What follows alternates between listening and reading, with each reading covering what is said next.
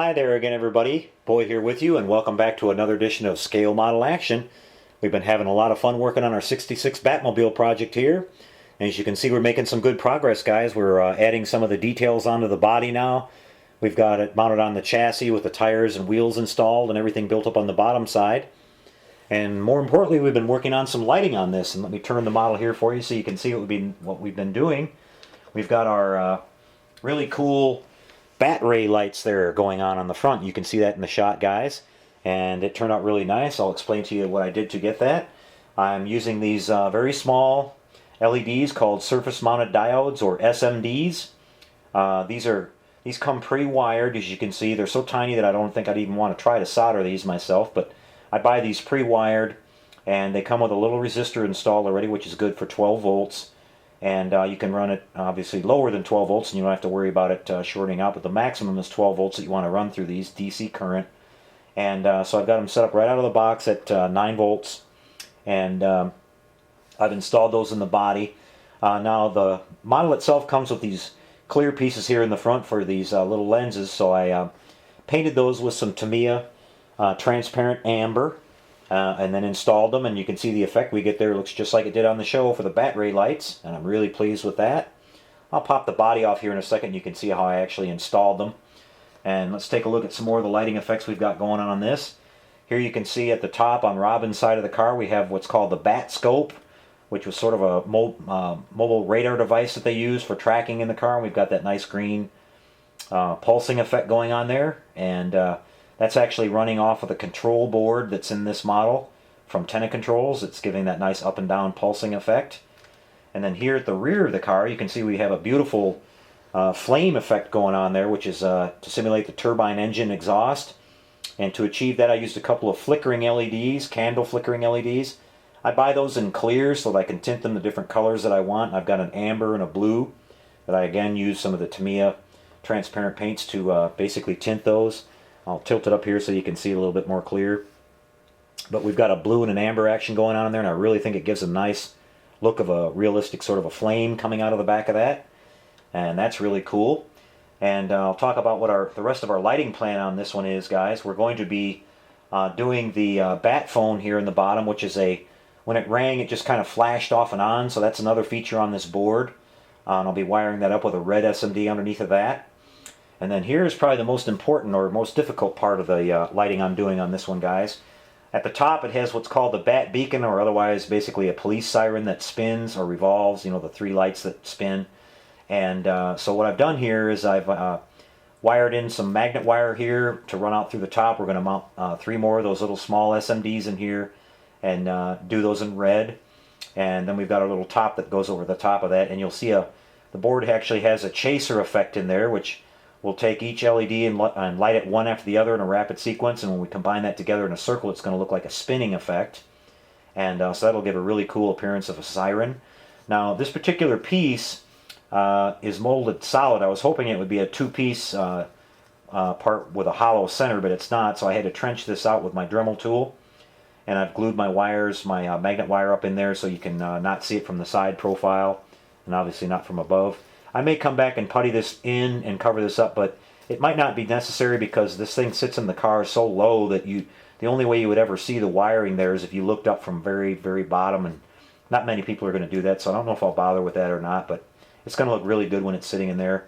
Of course, then my wires will extend out the back of this and down into the rear part of the body and connect up to the board itself. And these wires will be trimmed a lot shorter. We'll mount our SMDs there and we'll put those up inside, and it'll look really great. So this is going to turn out really cool. And let me pop the body off of this real quick for you now, guys, so you can see what I've been doing in here. And I apologize for my my ratty looking wiring. I haven't cleaned it all up yet. I just wanted to throw it together real quick and do a demo for you guys. And I'm out of black electrical tape right now, so I'd had to temporarily tape these up so we didn't get a short. I'll come back and clean all this up, but I just wanted to show you guys a quick view of how everything is laid out in here. You can see we have our 9-volt battery at the front. I was able to do a little bit of creative grinding here inside of the frame rails, and I had to grind a little bit away of the firewall to get the battery to slide back and stay low. I had to get it back as far as I could and low in the car because the hood of this model slopes down at a radical angle on the front, and just sitting in there at first, it was too high and it wouldn't allow me to close the hood all the way. So I got that part worked out, and I've got the wiring running through the tunnel here where the drive shaft normally would be, and then coming back up here for connecting to the board. You can see the board is nice and small, and it fits in there perfectly in between the wheel wells here, and I've got that hot glued down. Here you can see at the back we have the LEDs I talked about in blue and amber. Now I tucked the blue LED in behind this amber so that it kind of, inside that tunnel there, it kind of gives a dual effect with sometimes you see the blue, sometimes you see the amber, and I think it gives a really nice effect there for the flame that we were trying to achieve. And here up underneath the dash I've got a very small 1.5 millimeter LED in green that's giving us our pulsing effect here, and that's connected directly to the board here. So very simple, very straightforward to wire it up and everything like that, nothing fancy. And again, we're going to get all of our wiring all cleaned up and tidied up and everything. I'll be running it along the passenger side of the car. Once we put our interior tub in this, you're not going to be able to see any of the wiring or anything like that. So it'll look really good when we come along, and we'll show you a little bit more detail on that when we come to our next video here. But things are looking really good on the Batmobile, and I'm very pleased with it. So far so good. Our body paint job turned out really nice, as you can see in the shot here, and our details are starting to look really good. We've put some of the things on, like the parachutes and the turbine exhaust and the rocket launchers here. There's some inserts that go in the front and the rear of the grille to give that mesh look and things like that. But it's turning out really good, guys. I'm going to slide this model out of the way really quick, and I'm going to show you what our next project's going to be here on the channel. And this one is one that I'm really excited about. I had this model way back in 1975 when I was a kid, and I just lost it over the years. But this is a 1/8 scale 1965 Chevrolet Corvette, and that means it's going to be huge, guys. The body on this thing is about 23 or 24 inches long, and it's super detailed.